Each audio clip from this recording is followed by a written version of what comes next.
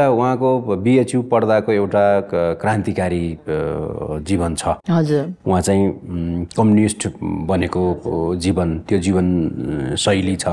त्यति बेला आफ्नै दाइबाट प्रभावित भएर हैन अझ बढी क्रान्तिमा लाग्ने प्रेरणा, त्यति बेलाको शासन प्रशासनका विरुद्धमा आवाज उठाउनका निम्ति नाटक लेखेको, कविता लेखेको प्रसङ्ग तपाईको पुस्तकमा पनि छ हैन।